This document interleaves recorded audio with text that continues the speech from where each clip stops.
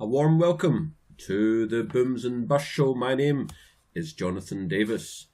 And on today's show, today, Monday the 27th of March, I'm going to be talking about some things that we talked about last week, particularly car loans and how that could affect the economy and markets. I'm going to respond to some listener queries. We're of course going to look at economics and markets and the quote of the week. Do you know, I was just thinking before this show, I remembered back to last year when I did the Booms and Bust show last year, and I said to the producer before I even started, but I don't know if I'll have enough to say to fill an hour's slot. Slot even, never mind slot. What's a slot?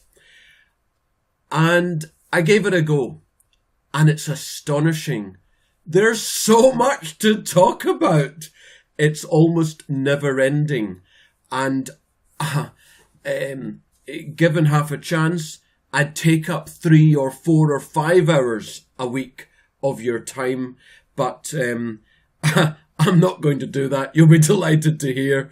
But there is so much to talk about. There is so much that needs to get out there. And I suspect I'll never have nothing to talk about. I'm going to talk now about, we did a big piece last Monday on US car loans and the expectations for continuing falls in second-hand car prices, which would then lead to falls in new car prices simply based on supply and demand. If you can't flog the new cars, then the prices have to fall, which is the reason why car prices are so high, because when they couldn't sell the damn things in 2008, in America, they brought out cash for clunkers. I can't remember what nonsense they called it in the UK, but in the UK, you got £3,000 off a new car if you handed in your banger, whatever condition it was in. So, of course, you went and bought £100 banger. You took it to the car dealer and they gave you £3,000 off the car. You thought it was fantastic. And, for you, it was pretty good.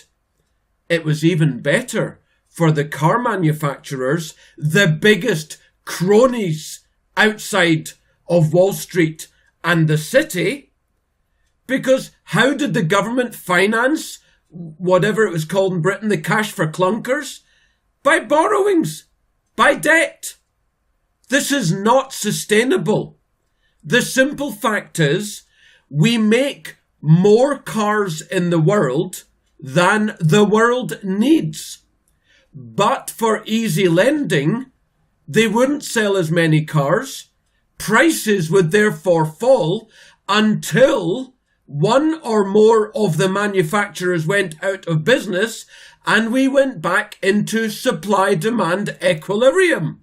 It's economics 101. So we had this big piece on car loans, the car market, and I was in big discussion with Daniel Ruiz on Twitter over the next 24, 48, 72 hours, which you will have seen if you follow me on Twitter, at Jonathan Davis, where the O is a 0. The very next day, we had these major pieces. The first one from the Wall Street Journal. The title was "Used Car Prices Put Auto Finance in a Pickle." The US car finance market is flashing worrying signals, and the big Japanese car makers will take the first hits. Interestingly, they don't talk about the European, or in particular the American manufacturers, who will also take big hits, in particular General Motors, I believe, and BMW will take huge hits. They focus on the Japanese. Yeah, No fake news there, is there, Wall Street Journal? They go on to give some background to the story, which is exactly what I was saying last week. Car lease volumes in the US have risen rapidly over the past 2 years. Toyota, Honda and Nissan have been amongst the most aggressive in this particular cycle, with close to 30% of all sales coming from lease transactions. And this is according to Jefferies, the analysts. For Ford, the rate was at 22%.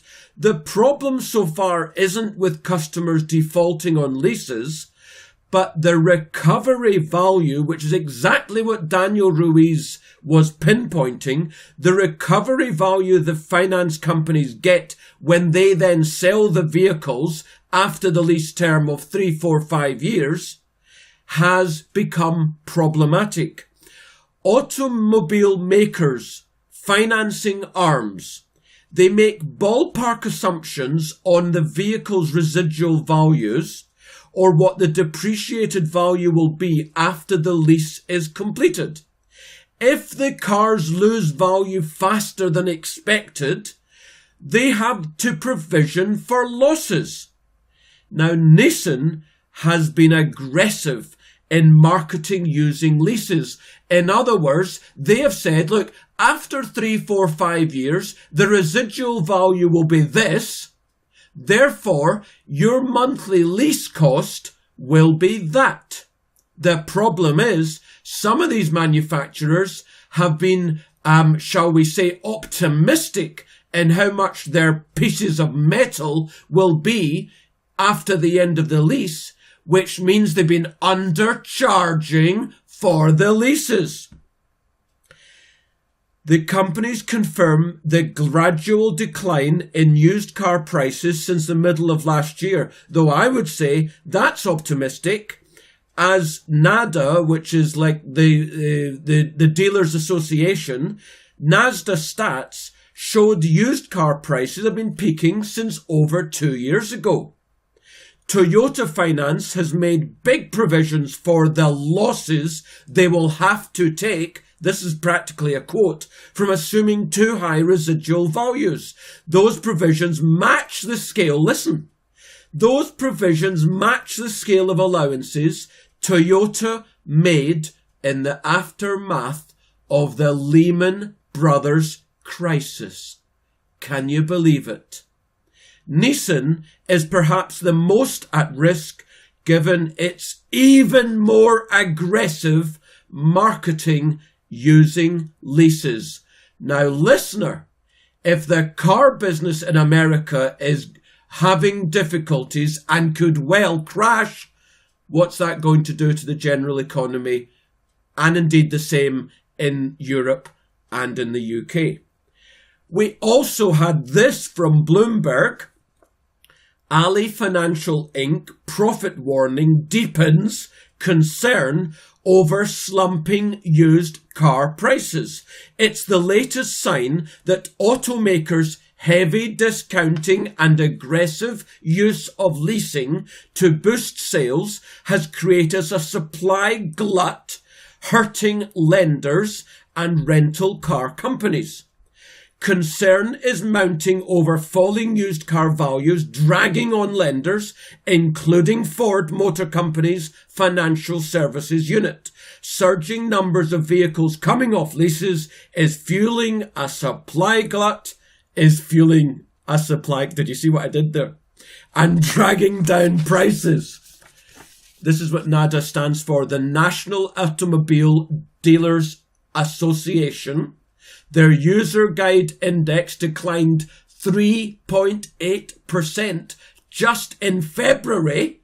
Used car prices fell nearly 4% just in 1 month, and that was the 8th consecutive drop and the steepest since November 08. What was November 08? Oh, it was only a month after the biggest financial crash in history.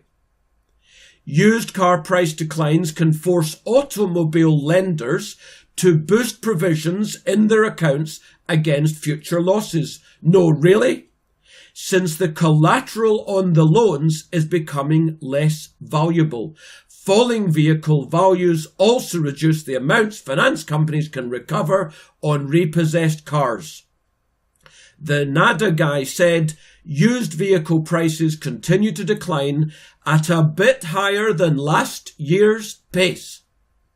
We do expect the used car market to rebound more in the second quarter. Well, of course you do.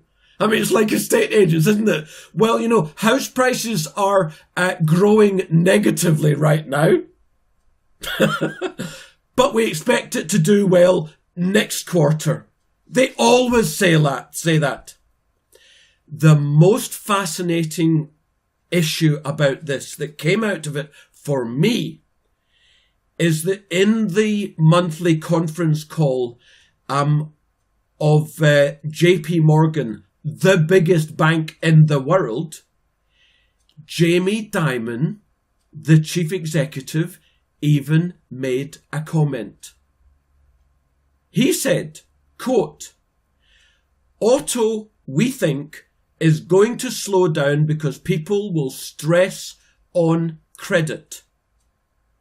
You're going to see some issues there, but it's not systemic," unquote. 2 points. The fact that the CEO of JP Morgan even says anything, well, just like they said in Yes, Prime Minister 40 years ago, don't believe anything until it's officially denied. Second point, what was it he said? But it's not systemic. Well, it's like this, Captain Smith of the Titanic. We've got a hole down below, but it's not systemic. We will just see, listener, whether or not it's systemic. Now, I'm going to move on to listener queries, which reminds me of a couple of things.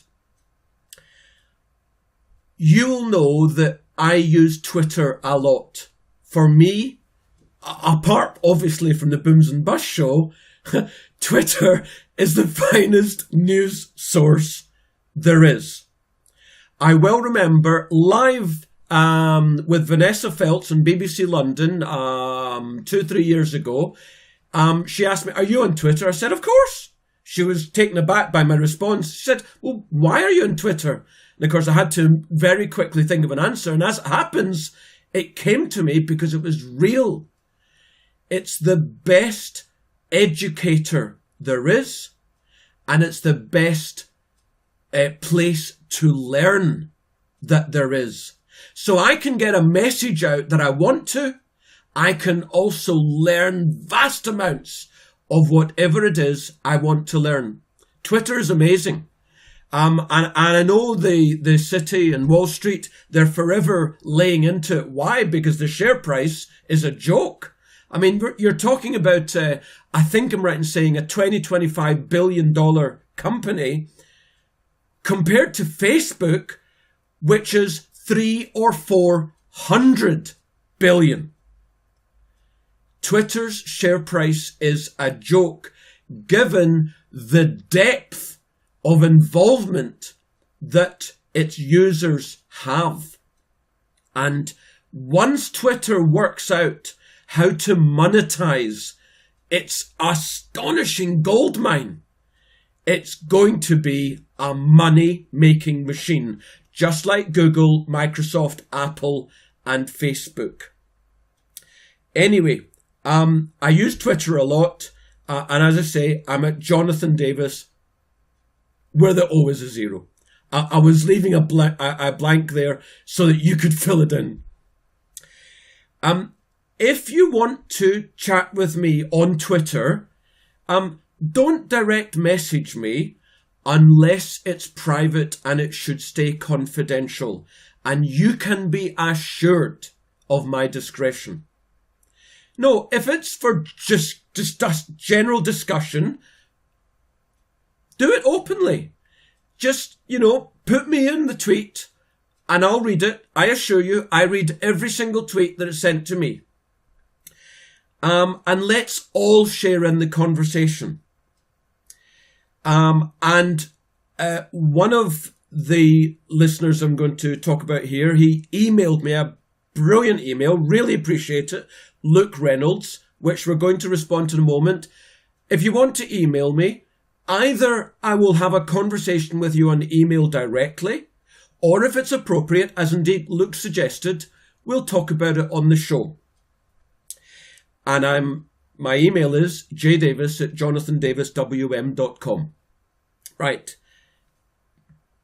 Terry, thank you very much for coming back to me on what I was saying about Scottish independence last week. You're in agreement with me, which is good. That also reminded me of something. A really important point I didn't mention in the show when I was talking about Skexit, Scottish independence, Scottish exit last week. If you haven't heard it, go back and hear it. And I gave lots of arguments as to why not only should the Scots have another referendum, but why Scotland should be independent, by the way, both of Westminster and of Brussels. Leaving Westminster and then joining Brussels is a non-starter. Totally. Look, the specific reason why Scotland should be independent is exactly the same reason why Britain should be independent of Brussels. Because when a people is governed by a faraway government, do you seriously believe the government gives two hoots about the people? That's why Brussels, amongst many other reasons, but that's one of the reasons why Brussels doesn't give a damn about Britain. We're 1,000 miles away. They care about Germany and Paris, who are much closer. Strasbourg, you get the point. When the government is close to the people, the government takes heed of the people. It's just like in America. You got Washington in the Far East. It cares about New York. It cares about Washington. Doesn't give two hoots about the rest of the country. Similarly, Edinburgh, currently governed by Westminster. If Scotland becomes independent of both Westminster and Brussels, then the people of Scotland will be governed by Edinburgh. Do you think this Edinburgh lot will take heed of the Scots? You're dead right they will. That's why when you get a government close to the people, you get more democracy. This is the reason why Brexit, and it's the reason why every country in the EU should exit the EU, and why indeed Scotland should exit the United Kingdom. Luke was the other chap who sent me a very long email. I'm just going to read out a few of the points he made. I think most people, especially in communities outside of London, have a very small grasp just how our economics work. Not just outside of London, look, including in London.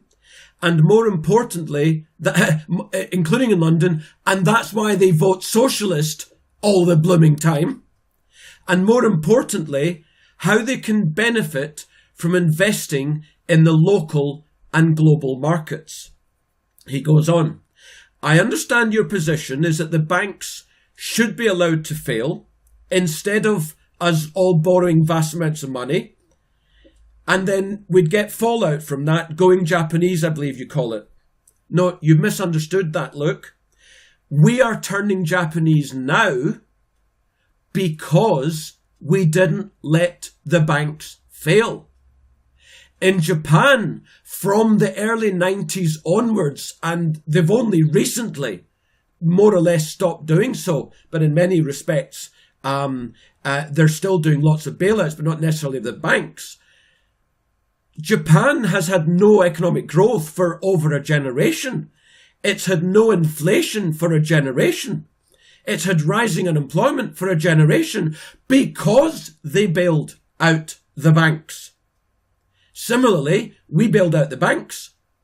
And we are in I trust you see the error of your ways, Master Luke.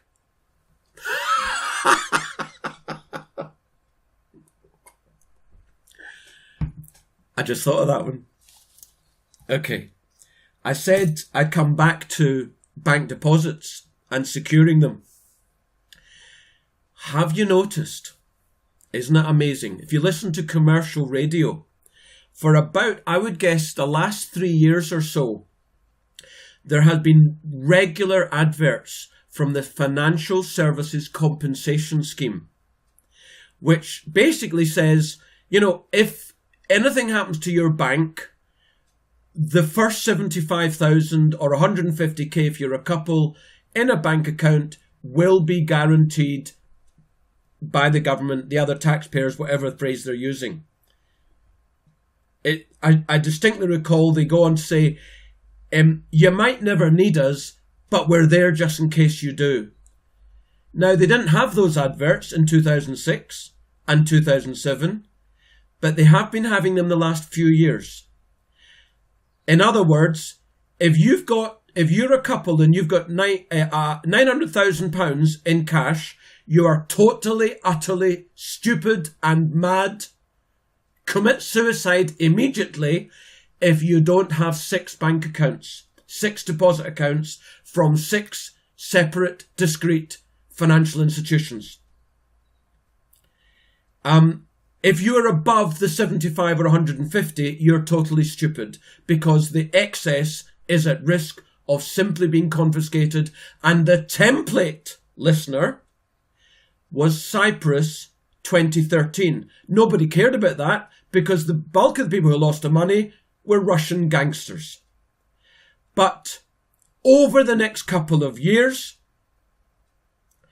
the Bank of England, the European Central Bank, the Bank of Canada, the Federal Reserve Bank drew up rules for bank bail-ins where they confiscate money from deposit accounts. The G20 talked about it in Australia in 2014. And those central banks I just mentioned, they brought out their rules in 2015 and 2016.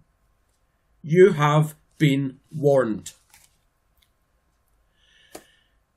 In case you hadn't noticed, the Booms and Bust show is about economics and markets and a bit of politics. And it is rabidly anti-socialism, anti-cronyism, Marxism, fascism, communism. I was trying to remember what other blooming isms there are. The only ism we support avidly and robustly is capitalism. The only ism that helps the people to the detriment of the elite. All the others are several sides of the same coin. They help the elite to the detriment of the people. Let's talk about economics. I got an amazing chart here of spending at US department stores over the last 10 years. And it shows quite clearly that year-on-year growth, quote unquote, in 2006, 7, 8 and 9 was negative. In other words, there were clear problems in retail in America long before the huge crash. And then with the bailouts and zero interest rates and cash for clunkers and trillions, thousands of billions of stimulus, year on year went into spending growth by 2010. Interestingly, it was flat in 2011, 2012, 2013, 2014. Think about that. The economy apparently was growing, and yet department store spending was flat for nigh on 4 years. And then, listener, listen to this. 2015, it went negative again. And at the most recent data point that we have, and this is from BAC internal data. I think that's the Bank of America. I think it is. At the most recent point, February 2017, there has been a sharp fall in year-on-year spending in US department stores over the year to February 17. Year-on-year spending fell, get this, 15%. Now, okay, some of you will be shouting at your mobile device, yeah, but what about Amazon? Yes, but 15%? Amazon's not that big, and neither are all the other online facilities. 15%. Now, the only thing I can say to it is, I don't know if they count click and collect as online or store sales. So, like you can buy something in, say, Argos, you can buy it online and then go and pick it up in Argos or Sainsbury, because Sainsbury now owns Argos. Now, is that counted as an Argos in-store sale, or is that an online sale, like Amazon? I don't know. But a 15% fall is pretty darn ominous. Global fine art sales are down 2 years in a row. Down 11% last year from the prior year, which itself was down 7% on 2014. Put the two together and you're looking at a 20% fall in global fine art sales between the end of 2014 and the end of 2016, back to 2012 levels. Okay, it's not yet the end of the world, but it's something to look out for. Now, I should have put that note about global fine art sales after the next chart. However, I come back to retail stores. This is amazing. Already announced by the companies themselves, the number of retail stores that they are closing are as follows. Who do we know? Sears. Sears is like the Debenhams of America. They're closing 42 department stores.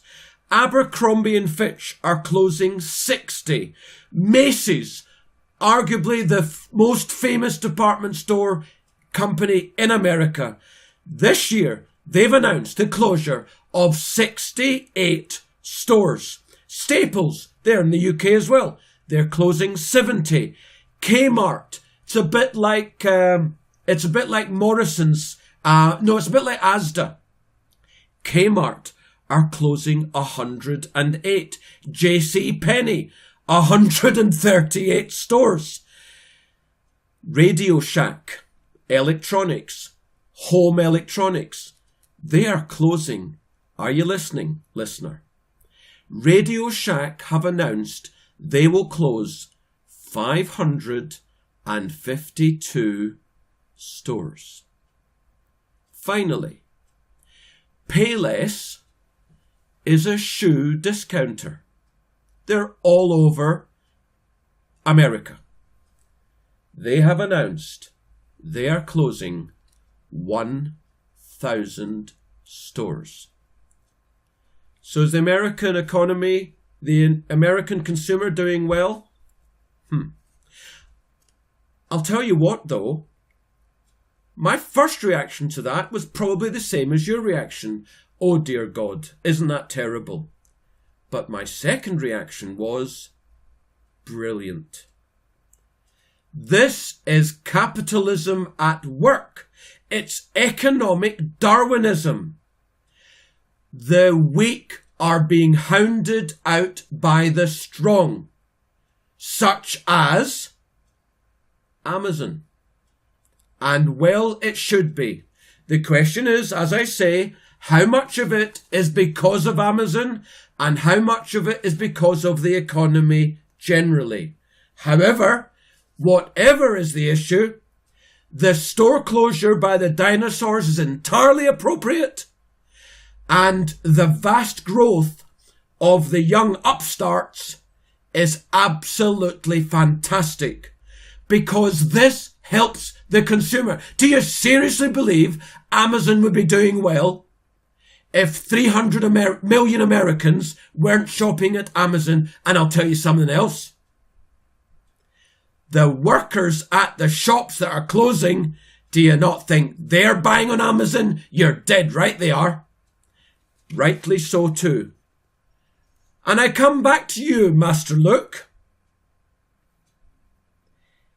If it can happen in the retail world, why shouldn't it happen in the car manufacturing world, in the banking world? And the answer is, there are no reasons why not. We should have economic Darwinism right throughout the industrial landscape. No ifs, no buts. I remember having debates live on air around this time last year when the steelworks in Port Talbot was being closed down by Tata, the Indian company. And so-called free market radio presenters, that's a laugh. By the way, you know one of them who I'm talking about. And let's just say, he's not on the radio, but he believes he is. He was saying, we need to help the workers. Yeah. Helping the workers by making the cost of living more expensive for some other workers somewhere else. Why should a guy in Yorkshire on £28,000 a year with a £200,000 mortgage and 3 kids, why should he bail out a worker in South Wales? Why should he bail out a bank in the city? Obviously, he shouldn't. Now, some positive economics. You might recall I've talked about the Purchasing Managers Index, the PMI stats. The Composite of Manufacturing and Services Index for Germany just reached a 70 month high at an index level of 57.0. That's a rise of 56.1 in February. Now, let me tell you that above 50 is economic expansion, below 50 is economic retrenchment. 57 is a big number and the biggest in 5 or 6 years. However, I should point out, things were looking incredibly rosy just before the crash in 2007, 2008. Jesse Felder is a great commentator on Twitter. Jesse Felder. And he's written, even after one of the longest bull markets, he means in stocks, in history, unfunded pension obligations, in other words, final salary pension deficits, have now reached, what do you think in America? Do you think the deficit is $500 billion? $2,000 billion? $5,000 billion? $5 trillion? The unfunded pension obligations of American final salary pensions is now $2 trillion. Do you know what it was 10 years ago? 300 billion. It's gone up therefore 6 or 7 fold in 10 years. even though stocks have been on a tear for practically 8 years. And why is that?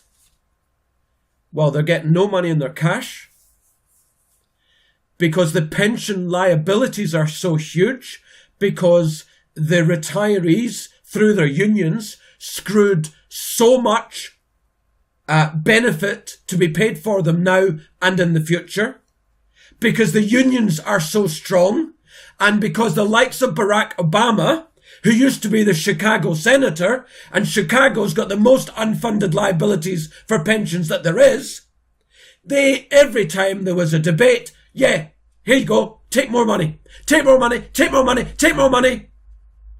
And where's Obama now? He's just signed the biggest book deal in history. That's where Obama is. I'll tell you what else is frightening about these pensions. They still assume 7% per annum growth on their investments. Do you want to know the main reason why they've got such huge unfunded liabilities? Well, instead of making 7% per annum over the last 10 years, get this, these geniuses that run these multi-billion, multi-hundred billion dollar pension funds with one of the biggest stock market rises for decades at least, they've made an average of 2% a year over the last 10 years. But of course, the executives of the pension funds, they have made vast amounts of compensation.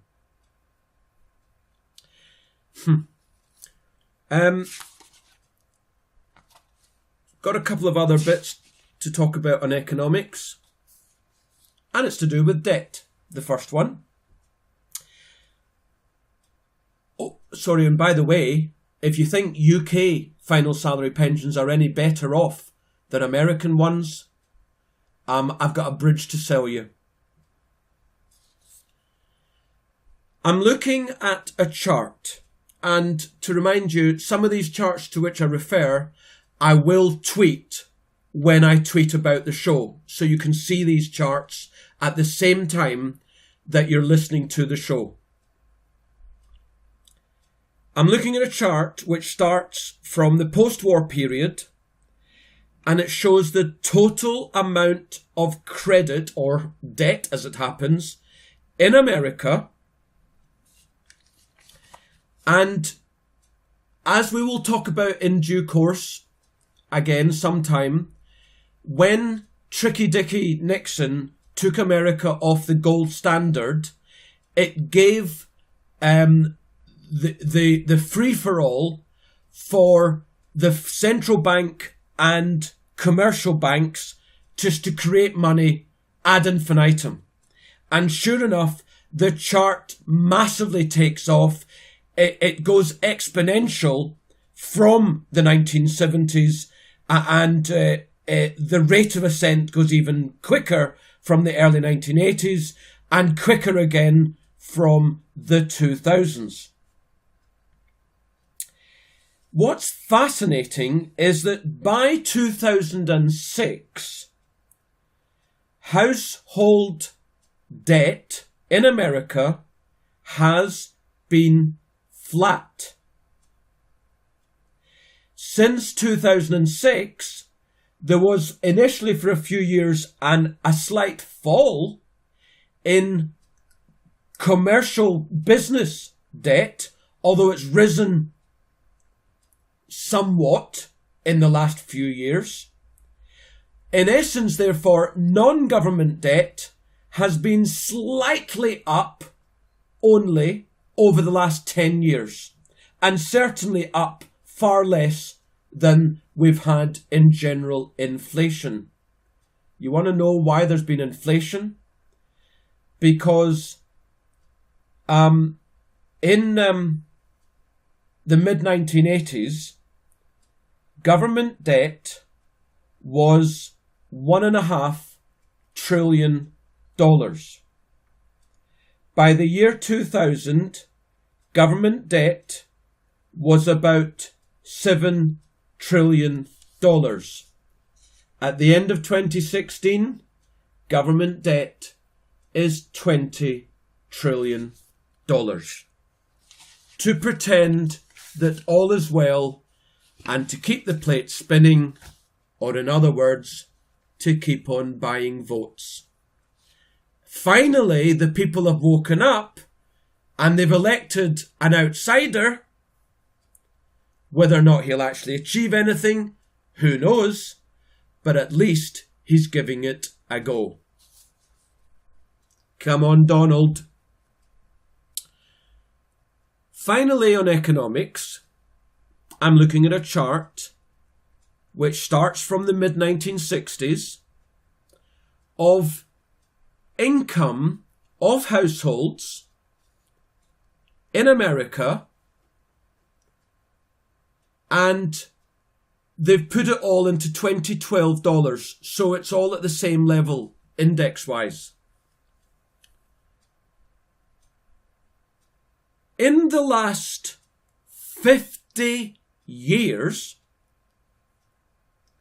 the bottom 10% has seen their income rise 20%.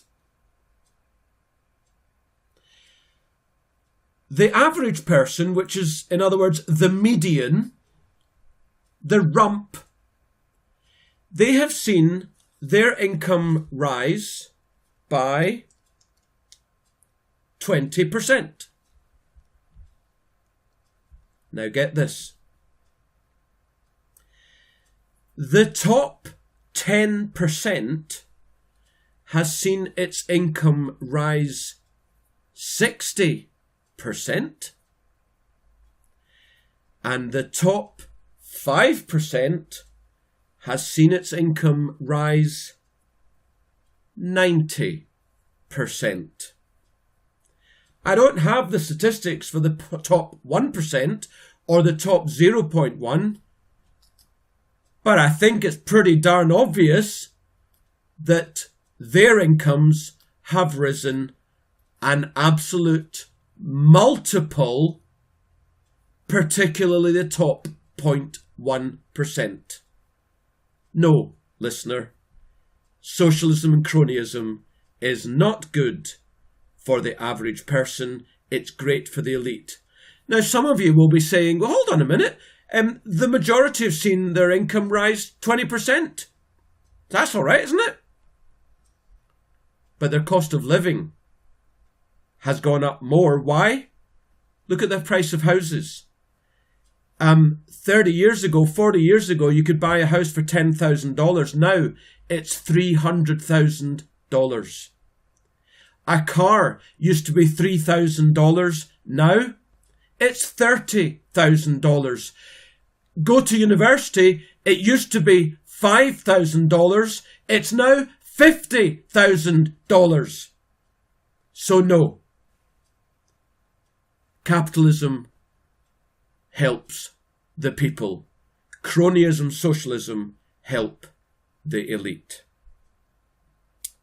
Let's talk about markets.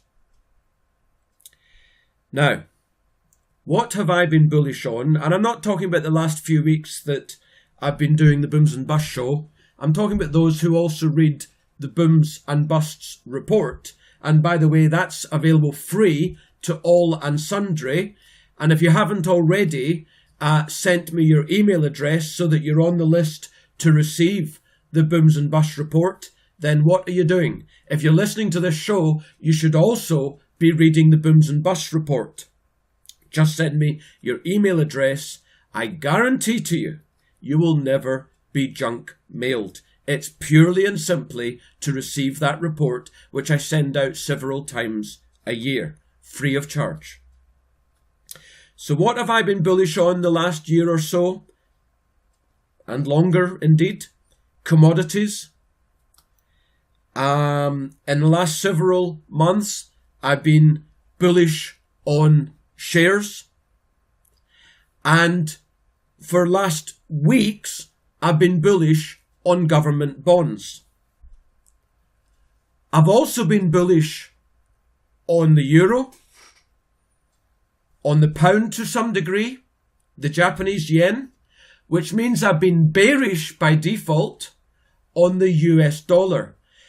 And normally you associate a falling dollar with rising commodities. Now, I've been bullish on global stocks in recent months. Here's an interesting statistic. The Nasdaq, which is the index of newer companies in the United States, the Nasdaq is up 45% since the lows of January last year. 14 months, 45%. You know, therefore, that some of them are up a great deal more because an index is just an average. But there are some notes of caution in the stock market.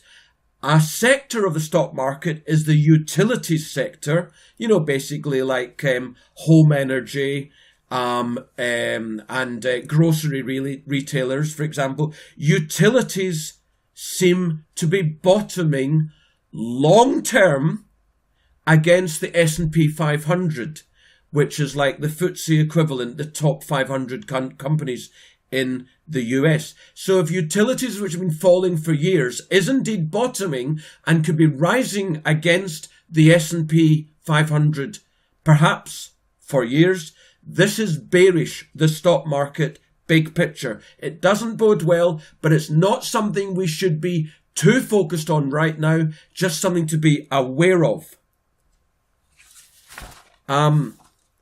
I listened to the conference call of J.C. Peretz last week. He sees rising bearishness in global stocks. In intermediate terms, not necessarily the long term. As I said last week, you should be reducing exposure to global equities. You should be neutral on global equities, as indeed I and my clients are, or maybe slightly higher in cash. But there's nothing yet to say that it's a bear market. Government bonds is fascinating because the market is the most bearish sentiment towards government bonds that it has ever been. I well remember at the end of 2013, we had by then massive negative sentiment to government bonds. Everyone and his dog was out of government bonds or even shorting government bonds. I was increasing my exposure to government bonds. Over the next 2.5 years, we made 40% on government bonds. Everyone then said that government bonds were going to go down.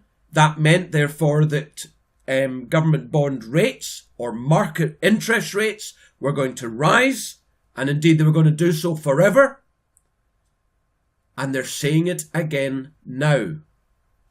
Now, it's more likely, actually, that government bond yields for the next few months at least are going to fall and government bond prices are going to rise. Not necessarily long term, because we've had 35 years of a bull market already. The dollar is toast. I've been talking about it for quite a long time now, since the beginning of December. Okay, it took until the beginning of January for the dollar to top out. But today, it is toast. The euro is up 1%. The yen is up 2 or 3% over the week. The pound is up. Similar to government bonds, speculators and hedge funds are the most short the pound ever. But the smart money is the most long the pound ever. Forget Brexit. Forget all that nonsense. The markets do what they're going to do. Do you know why the commercial hedgers, the smart money, is the most long the pound ever? Because we just got the UK inflation stat, CPI, 2.3%. Last month, it was at 1.8%. So inevitably, as inflation rises, we're probably going to see rising interest rates. Or at the very least, a pressure to raise rates. And I'm talking about the bank base rate. And in that scenario, the pound will rise. So if the dollar is toast, which it is, it's going to go down 10 or 15%. In December, the DX, the dollar index was at an index level of 104. It's now in the 98s, and it's heading to 90 and possibly the 80s. A 10 or 15% fall in the dollar is going to put a rocket ship under gold, uranium, US natural gas, lumber, agricultural produce, iron ore, copper, maybe even oil. Lovely jubbly. That's what's happening in markets, folks. I'm going to finish off today with the quote of the week. Last week's quote of the week was all of 3 words. This week's slightly longer. It's actually a poem from John Greenleaf Whitler. It's called Don't Quit. When things go wrong, as they sometimes will, when the road you're trudging seems all uphill, when the funds are low and the debts are high, and you want to smile but you have to sigh, when all is pressing you down a bit, rest if you must, but don't you quit. Success is failure turned inside out, the silver tint on the clouds of doubt, and you can never tell how close you are. It may be near when it seems far. So stick to the fight when you're hardest hit. It's when things go wrong that you must not quit.